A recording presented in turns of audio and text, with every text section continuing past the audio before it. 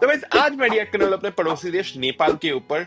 मैं एक वीडियो देखने वाला हूँ जहां पर नेपाल के बारे में कुछ फैक्ट बताया गया है। तो तुम लोग कमेंट बताना क्या वो फैक्ट सच है कि नहीं। तो आ जाओ देखते हैं।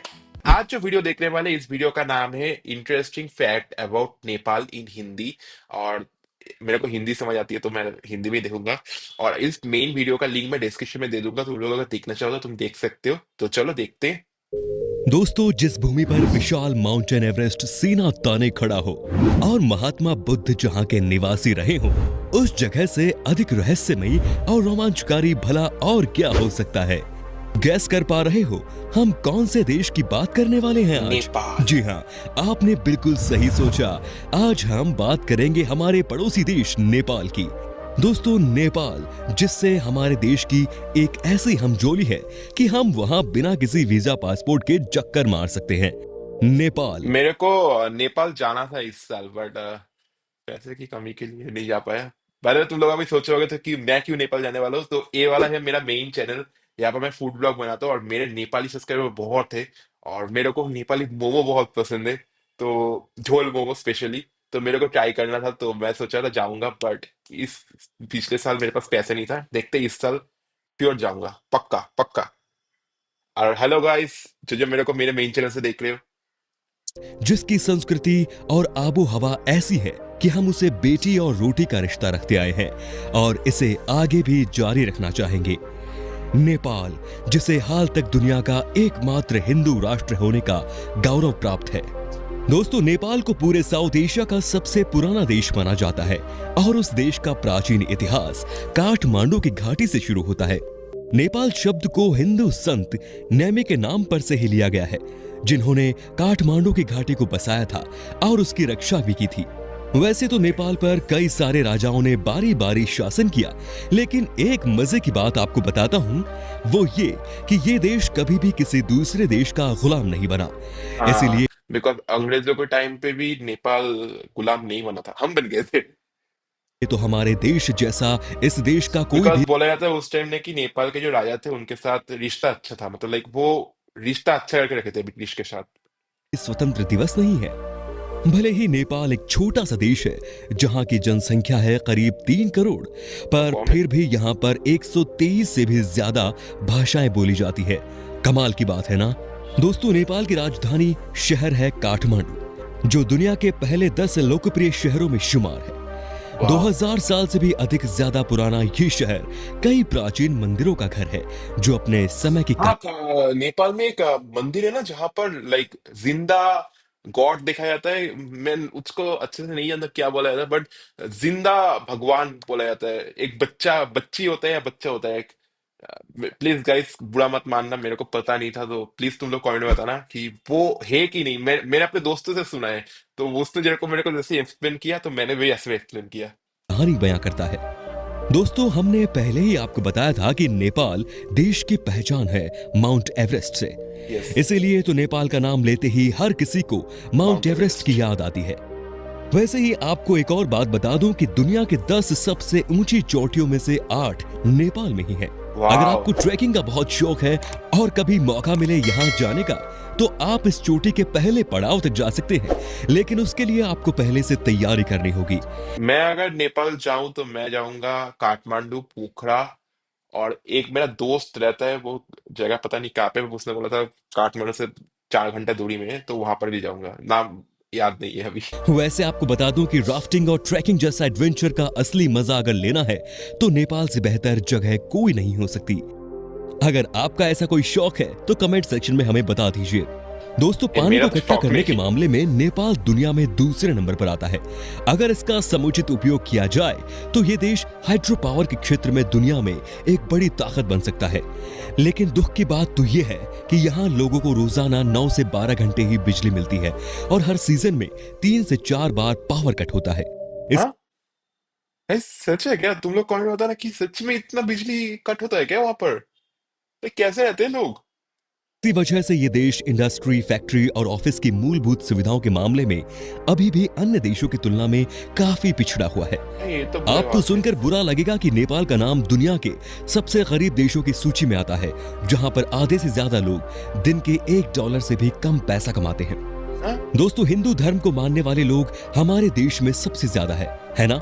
लेकिन धर्म नहीं नहीं नहीं निरपेक्ष होने नहीं, मेरे को भी पता है, मेरे को भी पता है, हिंदू सबसे ज्यादा नेपाल में रहते हैं। के कारण हमारा देश एक हिंदू राष्ट्र नहीं है। भारत के अलावा भी दुनिया में कई सारे देश हैं जहां बहुत सारे हिंदू धर्म को मानने वाले लोग हैं। लेकिन आपको जानकर हैरानी होगी कि पूरी दुनिया में नेपाल ही इकलौता ऐसा देश है हिंदू जो एक राष्ट्र। हिंदू राष्ट्र है। यहाँ का 80% से भी ज्यादा लोग हिंदू धर्म का बिकॉज मे बी मेरे को जितना पता है कि हमारा जो भगवान राम है, उनका जो स्त्री है सीता माँ, सीता माँ भी नेपाल से ही आए हैं। अगर गलत हुआ तो प्लीज कमेंट में बताना, गाली मत बकना यार प्लीज, भगवान के नाम पे गाली मत बकना। ये क्या बोल रहा हूँ मैं तो, भीख मांग रहा हूँ। पालन करते हैं और अनुपात के मामले में यहाँ सबसे ज्यादा हिंदू निवास करते हैं। हिंदू धर्म के अनुसार जैसे मोदी हमारे जी। यहाँ गाय को लोग पवित्र मानकर पूजा करते हैं, उसी तरह नेपाल में भी गाय को बहुत ही पवित्र माना जाता है और इसकी हत्या करना गैर कानूनी है। यस। इसीलिए तो गाय इस देश का राष्ट्रीय पशु भी है। दोस्तों, हाँ? नेपाल की करेंसी नेपाली रुपीस है, जिसका मूल्य हमारे इंडियन रुपीस से भी कम है। मतलब कि एक भारतीय रुपए करीब 1.69 नेपाली रुपीस के बराबर होता है। ओके। क्या सोच मतलब रहे मैं हो अमीर दोस्तों? होऊंगा। है ना मजेदार? कम पैसों में भी अब आप इतनी खूबसूरती देख पाएंगे, साथ ही आपका विदेश घूमने का एक्सपीरियंस भी होगा।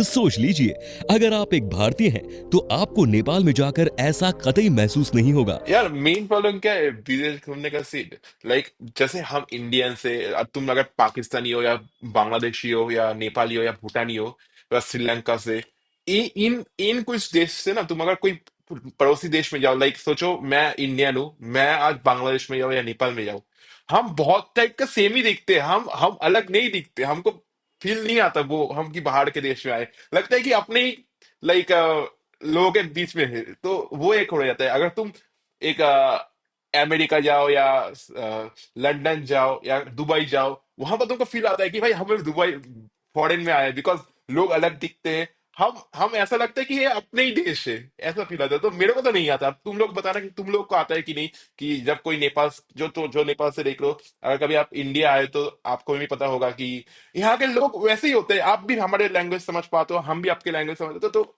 अलग नहीं लगता कि भाई हम विदेश घूम के आए कोई। तो मेरे को लगता है, अब तुम अपना ओपिनियन बताना।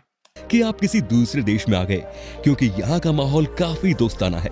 हाँ, आपको शायद ऐसा ही नहीं लगे कि तुम दूसरे देश में आए, बहुत दोस्ती भरी होती है हमारे यहाँ पर। जैसे कि तुम फॉरेन में जाओगे ना, वहां पर लोग लाइक बहुत अपने लाइफ में बिजी होते हैं, तो किसी के पास टाइम नहीं है कि तुम्हारे साथ आके बात करे। बट हमारे कंट्रीज में क्या होता है पता है, अगर तुम लाइक मेरे कंट्री में नहीं, हमारे सब जितने भी कंट्री का मैंने नाम लिया पहले, वे सब कंट्रीज में लोग इतने, क्या बोलते हैं उसको हिंदी में, अरे, मन के अच्छे होते हैं कि लोगों के साथ बात करना पसंद करते हैं। दैट्स वाई हम में भी वैसे ट्रीट नहीं होते कि हम फॉरेनर्स से वहां पर। एक और बात पता नहीं होगी, नेपाल और भारत बहुत ही अच्छे मित्र देश भी यस है। यस। जी हाँ, भारतीय मेरे सब्सक्राइबर्स भी मेरे लिए। आर्मी नेपाल में भी सेना भर्ती करवाती है हाँ, गोरखा हमारे यहाँ पर है। और वहां के नौजवानों को अपनी सेना में शामिल होने का मौका देती है। इसीलिए तो नेपाल घूमने के लिए आपको वीजा की जरूरत नहीं पड़ती, बस इसके लिए आपको अपनी कोई आईडी प्रूफ साथ में लेकर जाना होगा। क्या पासपोर्ट चलेगा? मेरे पास पासपोर्ट है। दोस्तों, अगर लोगों की बात करें तो नेपाल के लोग बहुत ही शांत स्वभाव के होते हैं और यहाँ का माहौल काफी दोस्ताना भी है। यहाँ के लोग एक दूसरे से मिलते वक्त हाथ नहीं मिलाते, बल्कि दोनों हाथ जोड़कर भारत की तरह नमस्ते शब्द का प्रयोग करते हैं। याद रखिएगा दोस्तों, अगर आपको नेपाल में किसी नेपाली लोगों से मुलाकात हो गई तो उसे हाथ जोड़कर नमस्ते नमस्ते। कीजिएगा। नमस्ते एकता और भाइयों। देशभक्ति की भावना के साथ नेपाल के लोग सर्वश्रेष्ठ शिक्षित है, क्योंकि यहाँ कभी भी धर्म, जाति और मजहब के मामले में दंगे फसाद नहीं हुए जो और हमारे देश जातीय में होते। संघर्ष के नाम पर आज तक एक भी खून बहाया नहीं गया। वाह। जबकि यहाँ पर 80 से ज्यादा अलग अलग धर्म को मानने वाले लोग रहते हैं, तभी तो इस देश के लोग एक खुशहाल जीवन बिताते हैं। दोस्तों, भगवान बुद्ध के प्रति नेपाल के लोगों के मन में असीम श्रद्धा है, लेकिन महाशिवरात्रि इनका सबसे बड़ा त्योहार है। हाँ। दोस्तों, नेपाल का समय टाइम जोन के आधार पर नहीं, बल्कि माउंट एवरेस्ट के आधार पर चलता है। और हो भी क्यों ना, हिमालय की गोद में जो बसा है ये, इसी वजह से नेपाल का समय विश्व मानक समय से करीब 45 मिनट पीछे चलता है।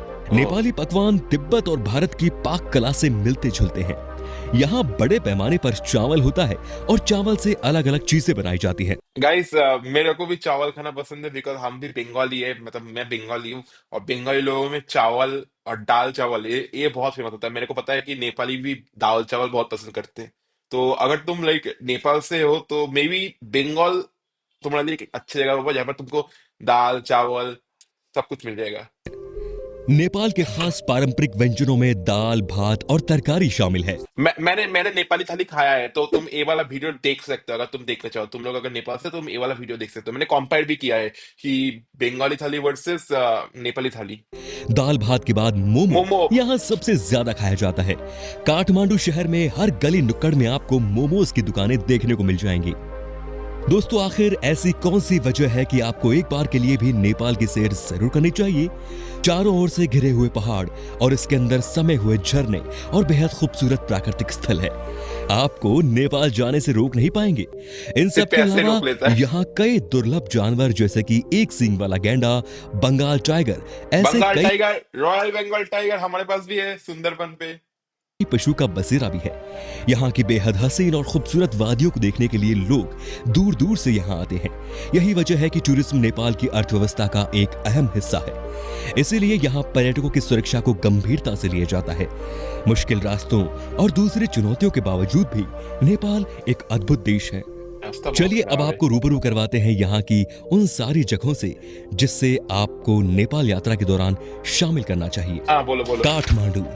प्राकृतिक खूबसूरती से सजे नेपाल जाने का रास्ता काठमांडू शहर से गुजरता है, जो हिमालय के पहाड़ों से घिरी हुई है। प्राचीन मंदिरों का शहर काठमांडू की कला और संस्कृति के चर्चे 7 समंदर पार होते हैं।